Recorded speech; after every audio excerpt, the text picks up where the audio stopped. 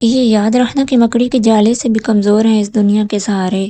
ذہنی مار اتنی بری ہوتی ہے کہ انسان دیمک کی طرح ختم ہو جاتا ہے اور کسی پہ کوئی الزام بھی نہیں آتا۔ لوگ آپ کو اتنا مضبوط بنا دیں گے کہ آپ اپنے بڑے سے بڑے خسارے پر بھی مسکرا دیا کریں گے۔ اپنے احساسات دل میں چھپا کر رکھیں کیونکہ لوگ احساسات کی قدر نہیں کرتے۔ خوش کوئی بھی نہیں ہے اور کوئی بہتر کی تلاش میں ہے۔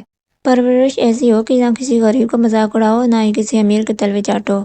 تاریخ گواہ ہے کہ جن کی برابری نہیں کی جا سکتی ان کی بدنامی شروع ہو جاتی ہے۔ آزمائش، زندگی آزمائشوں کا سمندر ہے۔ کسی سے لے کر آزمایا جاتا ہے تو کسی کو بےتحاشا دے کر آزمایا جاتا ہے۔ بس کہیں صبر کی اور کہیں شکر کی آزمائش ہے۔ کبھی آنسوؤں میں بھی حکمت چھپی ہوتی ہے، کبھی مسکراہٹ میں بھی امتحان ہوتا ہے۔ جو ہر حال میں رب پر یقین رکھے وہی اصل میں کامیاب انسان ہوتا ہے۔ مجھے فرق نہیں پڑتا دنیا کیا کہتی ہے، میرا رب گواہ ہے میری نیتوں کا۔ باپ کی خاموشی میں بھی اولاد کے لیے ہزار دعائیں چھپی ہوتی ہیں۔ زندگی کی سب سے بڑی دولت پیسہ نہیں بلکہ زندہ باپ کا سایہ ہوتا ہے۔ بے شک وقت اور حالات سے ہارے ہوئے لوگ وہ ہیں جنہیں اللہ پر بھروسہ نہیں ہوتا۔ ہمیشہ معیار کو تعداد پر ترجیح دیں، ایک ہیرا ہزار پتھروں کے برابر ہے۔ حضرت علی رضی اللہ تعالیٰ نے فرمایا، اگر زندگی کو خوبصورت بنانا ہے تو سہنا سیکھو، نظر انداز کرنا سیکھو، خاموش رہنا سیکھو اور اکیلے جینا سیکھو۔ برا وقت گزر جاتا ہے لیکن منافقوں اور خود غرضوں کے چہرے اور رویے مرتے دم تک یاد رہتے ہیں۔ دنیا میں کفایت عمل ہے، کسی کا بھی صبر ضائع نہیں جاتا۔ یقین رکھیے اللہ نہ صرف اس دنیا میں بلکہ آخرت میں بھی آپ کے ساتھ کی گئی ایک ایک اذیت کا بدلہ لے کر رہے گا اور بے شک وہ بہترین بدلہ لینے والا ہے۔ کفن یہی وہ کل سرمایہ ہے جسے دنیا سے رخصت ہوتے وقت آپ اپنے ساتھ لے جائیں گے۔ تعلق ختم ہو جائے تو اسے دفن کر دو کیونکہ جنازہ زیادہ دیر تک گھر میں رکھا نہیں جاتا۔ منافقت سے بہتر ہے کہ تم کافر مر جاؤ کیونکہ جہنم میں کافر کا درجہ منافق سے بہتر ہے۔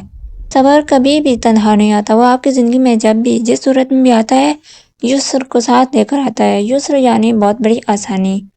رسول اللہ صلی اللہ علیہ وسلم نے فرمایا، کپڑے سفید پہنا کرو، یہ تمہارے سب لباسوں میں بہتر لباس ہے۔ اس میں اپنی میتوں کو کفن دیا کرو، تمہارے سرموں میں سے بہترین سرما عصمت ہے جو بینائی کو تیز کرتا اور پلکوں کے بال اگاتا ہے۔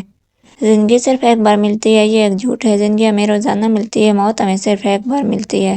سکے ہمیشہ آواز کرتے ہیں لیکن کاغذی نوٹ خاموش رہتے ہیں۔ بس جب آپ کی قدر بڑھ جائے تو خود کو خاموش اور عاجز رکھیں۔ زندگی ایک تحفہ ہے، جو مل گیا اس پر شکر کرو، جو کھو گیا اس سے سبق سیکھو، جو مشکل ہے اس پر صبر رکھو، جو آسان ہے اس پر شکر کرو۔ ہر صبح ایک نئی امید ہے، ہر شام اللہ پر توکل کرو۔ اللہ کے راستے میں چلتے رہو، کامیابی خود قدم چومے گی۔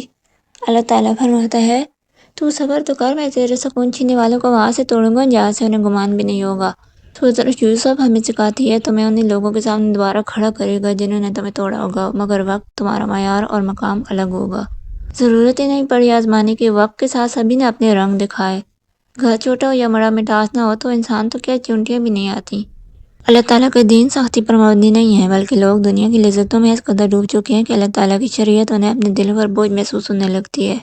رسول اللہ صلی اللہ علیہ وسلم نے فرمایا، فرض نماز ادا کر، حلال کو حلال سمجھو اور حرام کو حرام سمجھو تو تم جنت میں داخل ہو جاؤ گے۔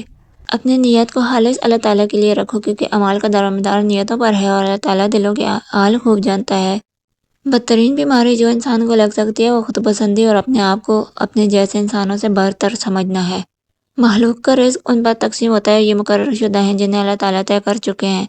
چنانچہ کسی مالدار کو عقل کی وجہ سے مال ملا ہوتا ہے اور نہ ہی عقلیں مال کی وجہ سے تقسیم ہوتی ہیں۔